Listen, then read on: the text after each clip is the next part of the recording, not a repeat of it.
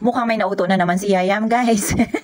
Pagdating ko nga po dito sa bahay kanina, ngayong hapon lang, ayan, nanonood sila ni nanay ng TV at enjoy na enjoy ang aming bulinggit sa panonood. At gusto niya pa naman, guys, pagka ganyan, nakatingin ka lang sa kanya, hindi ka pwedeng humiga, hindi ka pwedeng aalis, basta dyan ka lang sa tabi niya.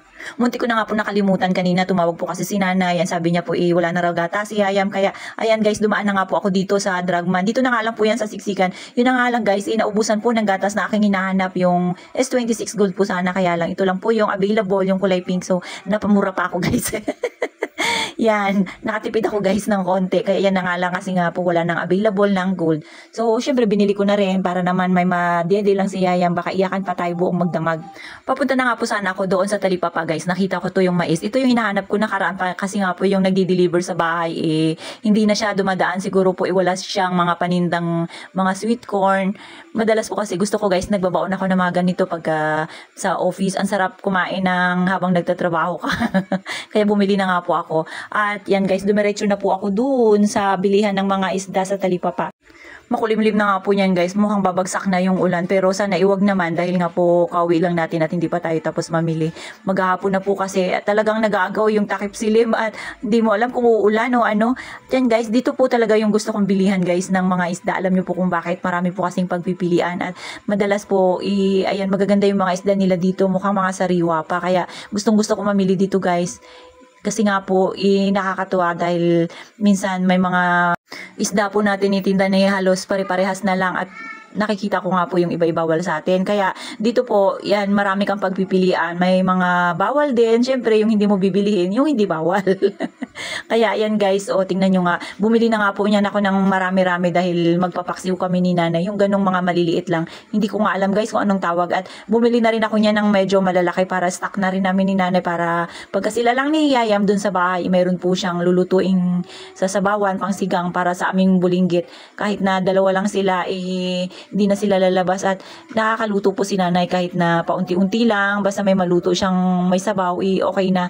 Sa totoo lang, guys, pagka kami lang po ni nanay, ako si Yayam, hindi naman po talaga kami mahirap or hindi kami maarte sa pagkain. Kung ano po meron at talaga namang masustansya at pwede kay Yayam yan, guys, nagluluto kami niyan. Hindi po kami magarbo or mahilig sa mga mamahaling pagkain dahil nga po yun lang ang aming kinaya. So, doon lang tayo sa simpleng pagkain lang, guys, at masarap naman. Doon tayo nasanay. Kaya, ayan, bumili na po ako ng isda na po pwede namin kainin. Kasi si nanay po yung nag-aalaga kay Yayam, may edad na rin. So, meron din na mga pagkain or isda na bawal sa kanya. Kaya, nag-iingat na nga rin po ako. Mahirap na at baka hindi natin alam kung ano yung mga paborito niya or bawal na kainin para sa kanya. Guys, alam niyo marami na nga rin po yung namimili dyan sa katabi ko. Halos siksikan. Kaya ako, dito lang ako sa isang pwesto kung mapapansin nyo, di ba? O hindi gumagalaw yung aking camera. Dito lang ako nakatitig.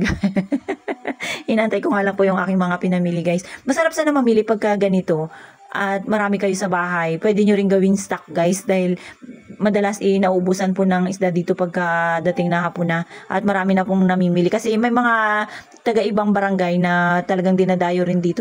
Na dito rin namimili. Alam nyo po ba kung bakit? Kasi nga po wala silang Talipapa. At saka, guys, ito nga po yung aming barangay. Talagang parang bagsakan siya, guys, ng mga isda galing ng south. So, malapit lang. Syempre, malapit lang siya sa tabing daan, tabing kalsada.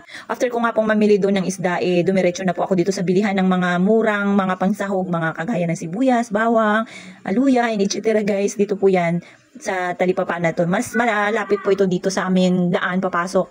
Kaya kanto lang ito, guys, ng Caltex dito sa amin. Kaya yan, dito na po ako namili para diretso na po ang uwi ko pagkatapos ko mamili dito, guys. Kasi nga po hapon na rin at magluluto pa kami ni nanay. Feeling ko, guys, yan sarap-sarap matulog sa mga panahong ito kasi nga po medyo malamig. Malamang, guys, umulan dito. Pero doon po sa amin kanina sa bayan, doon sa pinagtatrabahuhan ko, parang hindi naman po umulan. Yan, guys, dumaan na nga rin po pala ako dito sa bilihan ng tinapay. Yung dating binibilihan ko po kasi ng tinapay, guys, parang naubusan na. So, dito naman tayo sa kabilang bake. Marami rin po kasi dito mapagpipilian. Dumiretso na nga po ako dito sa bahay, guys, kasi nga po magluluto pa kami ni nanay ng aming hapunan. Kasi nga pagdating ng alas 7, guys, inanghihina na ako. Parang gusto ko na matulog.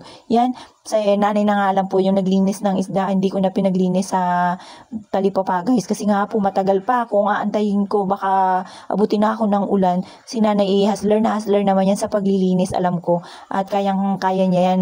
At habang naglilinis nga po siya, ako nang nagbantay kay Yayam. Kaya lang itong si Yayam, napakalikot, guys. Kaya ayan si nanay, tinatakot niya nga si Yayam ng isda, guys. Naglaro pa talaga si nanay. At enjoy na enjoy si Yayam. Talagang natatakot nga raw siya pero bumabalik pa. Ayan o, dinalawa pa ni nanay yung isda na pantakot kay Yayam guys. Kaya itong si Yayam, panay ang yakap sa aking binti. Abay, talagang nag-i-enjoy kahit na natatakot at sumisigaw-sigaw siya, bumabalik pa rin.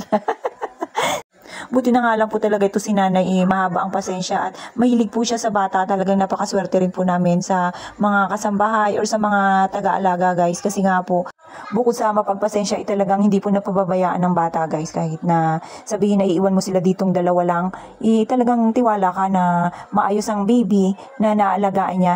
Yun nga lang guys, talagang hindi mo mapipigilan yung kakulitan ng aming little boy na ito. At yan po habang nagmimerienda nga po ako, abay talagang gusto niya siya rin. Makikisabak din siya sa akin guys. Tinanggalan ko nga po yan siya dyan guys ng damit. Gawan, nabuhusan siya ng Yakult guys at gusto pa magkape. Ito nga po yung itsura ng kwarto pagka siya lang mag-isa. Kaya pinapabayaan lang siya ni nanay guys. Yan, binisita na nga po namin si nanay dito sa kusina kasi gumagawa po siya ng kanyang kinilaw na isda. Dahil nga po sabi niya parang pwede raw pong kilawin yung mga malalaki. Pinabayaan ko na nga rin siya guys, parang gusto ko po kasing kumain din.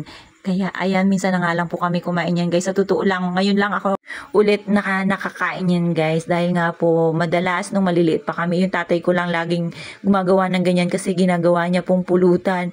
Kaya ayan si nanay marunong din po pala mag-prepare ng ganyan guys. Kaya nagustuhan ko na rin. So sabi ko kay nanay, kakain na rin po ako kasi sila po ni Yayam inauna nang kumain. Madalas po ganun ang aming setup guys kasi sinasabayan niya pong kumain si Yayam guys madalas. Pagka ganyan maaga po kasing inaantok ang aming bulinggit.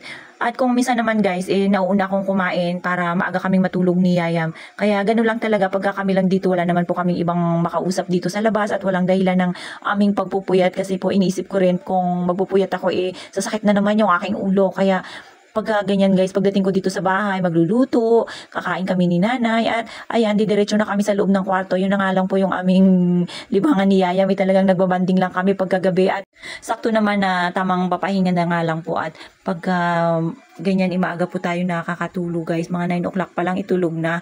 Kaya sa totoo lang guys, ako po maaga pong gumigising. Sabi nga po nila, para daw po akong matanda na kasi ang aga-aga kong gumising. Pero sa totoo lang guys, yun na po talaga kahit na nung single pa ako, nung dalaga pa ako guys. Sabi nga ng lola ko, minsan, ano raw bang ginagawa ko kasi minsan madaling araw pa lang naglalaban ako. Yung kasarapan ng tulog nila guys kasi gusto ko pong matapos kaagad yung mga ginagawa. Ewan ba ba't ganun? Naka-mindset na talaga kahit na bata pa ako, wala namang ganong gagawin maaga po talaga akong nagigising. Inulam ko na nga po pala. Ito yung pinrepair ni nanay na kinilaw. Ang sarap guys, grabe. Tapos sinabayan ko nitong mangga na super tamis. Ang sarap ng kain ko. Marami akong nakain guys. Nakita nyo ba? Nakita nyo, di ba? Kita nyo naman. Super dami kong kumain. Ganyan po talaga ako kumain guys. Sorry na kaagad at walang pakimik-kimi tayo kung kumain. Ganyan po talaga ako para sure na sure ang ating kabusugan. Minsan nga lang po tayo makakain. Pagkagabi lang tayo nakakakain ng ayos. Kasi po pagka tanghali guys, iniisip ko na marami pa rin compliance. So kailangan lang natin maibsan ang ating kagutuman at ayun, balik na naman sa trabaho. Pero ibang-iba talaga ngayon guys sa dami ng pinagdaanan ko ng trabaho ko. Ngayon lang talaga ako simula pag-upo ko ng umaga hanggang hapon, my God, parang hindi natatapos ang trabaho. Hindi ko na nga alam guys, sabi ko nga sa kasama ko, pakipicturan nga ako ngayon, before and after, titignan ko after 1 year kung anong magiging itsura ko kasi ngayon ko lang po na-experience magtrabaho ng buong maghapon talaga guys, as in walang upo or walang tayuan sa inuupuan. Pwera na lang kung iihi ka or mayroong mga bisita na maniningil sa iyo. Normal. Buti na nga lang guys, pagka weekend, Saturday or Sunday, nakakalusot po ako. Nakakapunta ako sa nanay ko kahit papaano. Pero meron talaga ako guys na gustong puntahan at pasyalan sa mga panahon ito. Kaya lang hindi ko po talaga magawa. Naghahanap pa ako ng timing. Hopefully, sana po bago matapos ang taong ito, matupad ang aking wish. Buti na nga lang po guys, talagang hindi tayo nagkakasakit at talagang binabantayan tayo ni Lord para maging malusog tayo. Lagi ko po talagang pinagpipray na sana maging malusog araw-araw kasi hindi ko kakayanin na magkasakit guys ha. Dami ng aming ginagawa sa araw-araw. At yun na nga po, lumabas na si Yayam guys. Buti na nga lang po ipatapos na akong kumain dahil kung hindi guys, paglingon yan magkukulit na naman yan siya. Buti na nga lang, i-focus na focus sa kanyang mga pinapanood. Ay, salamat Lord, busog na naman ako.